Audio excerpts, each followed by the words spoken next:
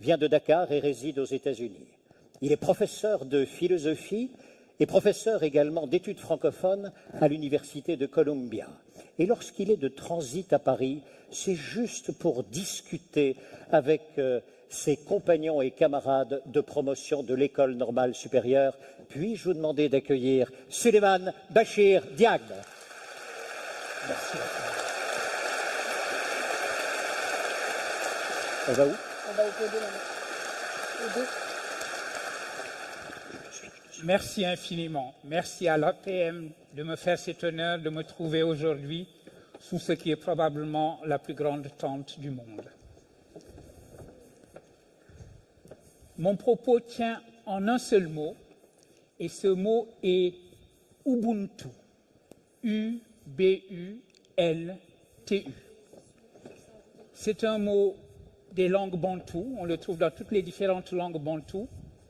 Vous l'aurez compris, je viens de Dakar, de New York, de Paris souvent, donc je ne suis pas bantou. Et pourtant, ce mot, nous le connaissons.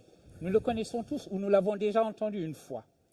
Parce que ce mot comporte la leçon que nous devons à l'Afrique du Sud de Mandela et de Desmond Tutu, l'Afrique du Sud d'après l'apartheid, l'Afrique du Sud d'après les Bantoustans, les murs construits pour séparer les humains. Et pourquoi est-il important ce mot Ubuntu? Et d'abord, qu'est-ce qu'il veut dire? Une traduction la plus littérale possible serait de dire qu'il signifie faire humanité ensemble, réaliser notre humanité dans la réciprocité. Je suis humain parce que tu es toi-même aussi une humaine. Eh bien, Ubuntu a été utilisé en Afrique du Sud pour dépasser la situation de l'apartheid et toutes les atrocités qui avaient été commises. Si vous vous en souvenez, si vous vous reportez dans les années 90, au début des années 90, le mot a été employé pour fonder la commission Réconciliation et Vérité qui avait été créée pour connaître des atrocités de l'apartheid, connaître la vérité, mais connaître la vérité en vue de la réconciliation. Non pas la vérité pour la punition, non pas la vérité pour le châtiment, mais la vérité pour sortir de la situation en quelque sorte par le haut, dans la visée de la création d'une nation arc-en-ciel, comme l'Afrique du Sud s'est appelée. Autrement dit, il s'agissait toujours de réaliser ce qui s'était passé, de comprendre ce qui s'était passé, mais avec la volonté de faire Ubuntu, de faire humanité ensemble pour dépasser le cycle mortel de la violence et de la vengeance. Alors pourquoi je vous parle de l'Afrique du Sud à propos d'un sujet que j'ai proposé sous le titre « Habiter la Terre ensemble ». C'est parce que, au-delà de la considération de l'Afrique du Sud, ce mot Ubuntu, l'exigence Ubuntu, est une exigence universelle qui s'adresse à notre temps aussi, qui s'adresse à nous aujourd'hui, à un moment où il s'agit de détruire des murs qui séparent les humains d'eux-mêmes et de leurs prochains, qui les séparent de leur propre humanité, et donc il faut mettre en place à nouveau Ubuntu contre les crispations identitaires, les ethnonationalismes qui construisent des murs pour enfermer chacun à nouveau dans son bantoustan, pour évoquer le vocabulaire de l'Afrique du Sud de l'époque.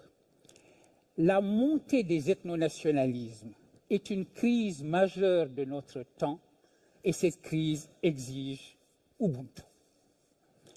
Ubuntu constitue également une réponse à une autre crise majeure de notre temps, la crise de l'environnement, celle dont Thierry vient de parler.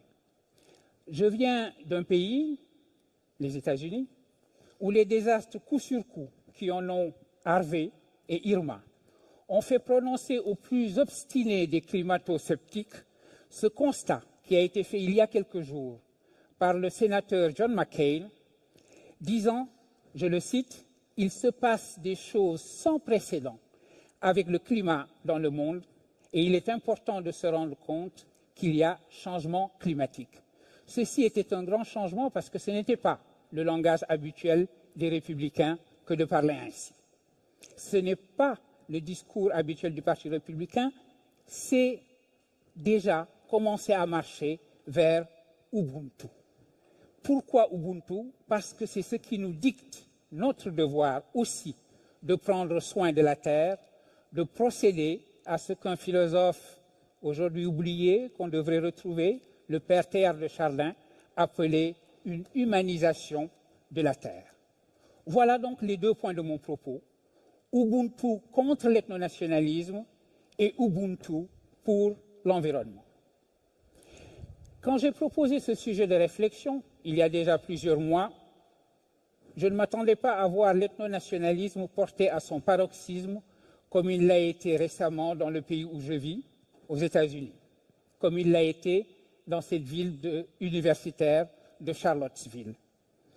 Les événements qui se sont déroulés dans ce campus de Charlottesville ont manifesté d'une manière absolument outrancière, paroxystique si vous voulez, ce vers quoi pointent les ethnonationalismes. On peut être sidéré de voir qu'en 2017, dans une ville universitaire, de jeunes nazillons peuvent défiler en portant des torches, des flambeaux et en proclamant « Blood and Soil » comme dans les années 30 et autres slogans fascistes, ou de voir le Ku Klux Klan se sentir une nouvelle jeunesse, se sentir des ailes. Ce sont là, on va dire, des aspects grotesques.